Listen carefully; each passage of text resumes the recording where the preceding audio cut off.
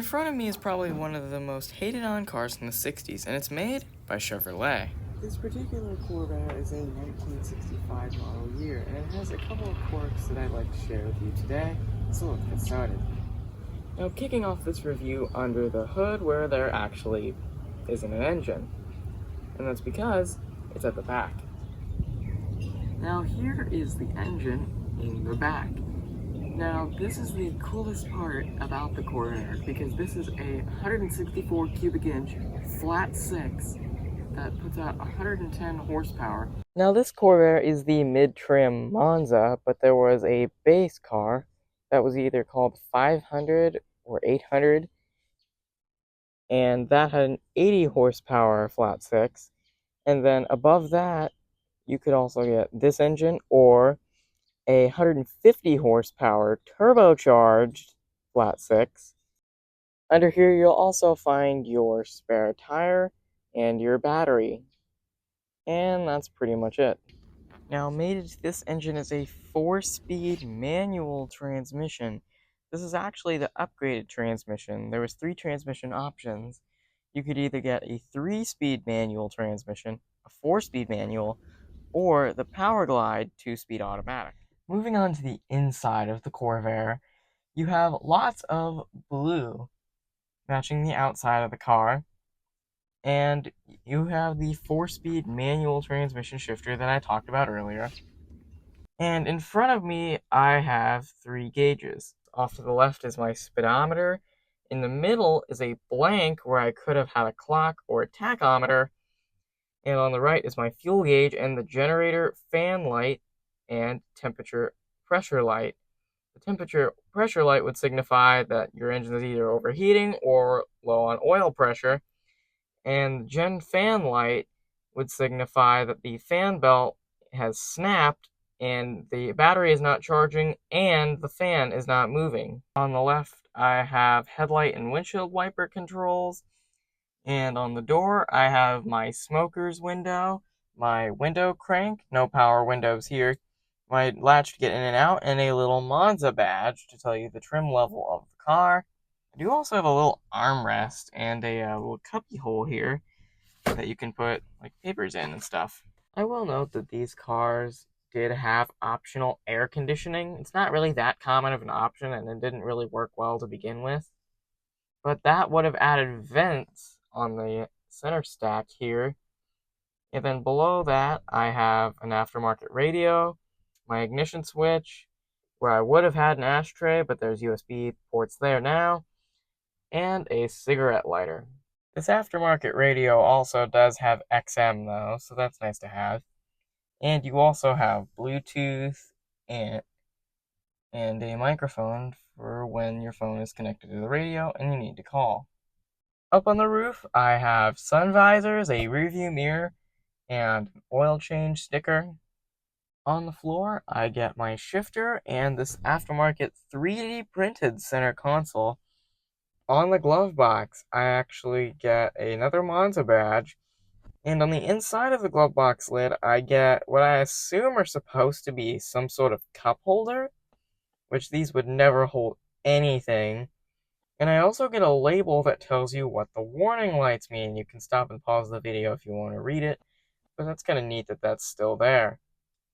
I also get the Corvair Owner's Manual in here. It's pretty incredible that this is still here. The 1965 Corvair Owner's Guide. Tells you everything. It tells you how the transmission works. It tells you about the Corsa, which was also the turbo version. The Greenbrier, they actually made a van version of this, and a truck version. So that's neat. Alright, so now we're in the back seat of the 1965 Chevrolet Corvair, and a couple of things to note. First of all, of course I get ashtrays back here because everyone smoked in this era. And I also get armrests, and then latch to get in and out, door locks, and then the window cranks. And that's pretty much it. I also get some aftermarket cup holders back here, which again are very useful on longer trips. Alright, so now we're going to go into the front of the Chevy Corvair. And you might be asking yourself, well, how do you get in here? Because there's no keyhole or anything that's visible. But go down here to the Chevy emblem, flip it, and there it is, right there. This is spring-loaded, so it'll flip closed. But your keyhole is right here. Be nice if I could get the key in so I could show you guys. Turn the key, and it'll pop up just a little bit.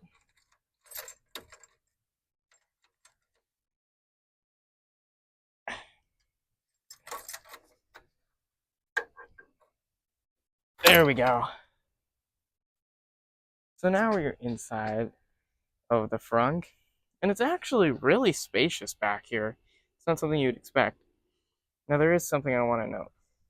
These, you might have noticed these are specialty made tow bar adapters for like flat towing behind a motorhome, because that's what this was used for. You actually have specialty made brackets that mount to the frame rails, go through here and to the bumper, which makes for a very sturdy bracket mounting point. And then the connector for the tow bar is right down here, so that's kind of neat. And then here we also have some oil, because that flat six is inevitably going to burn some, being as old as it is. You also have your washer fluid bottle, your windshield wiper motor, and then your teeny weeny master cylinder. No power brakes here. And then you also have windshield washer, antifreeze, and gas line de-icer. So I'm assuming this is what you would put some chemicals in to put in like your gas or your windshield washer bottle, and this would keep it from freezing. And it's kind of neat that this is still here, and it's like a physical glass bottle, screw top glass bottle. That's not really something you see anymore, except on Coke bottles, so that's neat that that's still there. Now talking about the looks, and I honestly love the look of this Corvair.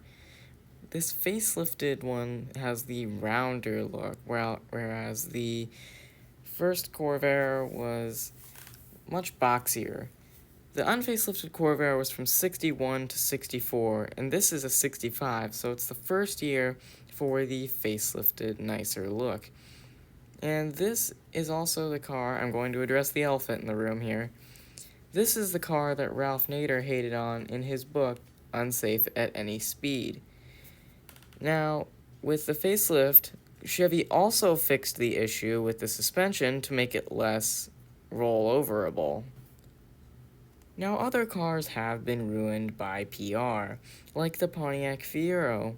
When word got out that they were catching fire, Pontiac Fiero sales started to go down, leading to its cancellation in 1988. Now, the Corvair still sold well up until 1969, where in 69, the Corvair production got canned entirely. And this is one of the only cars that GM made that did not have the engine in the front, and therefore, that makes it very, very special.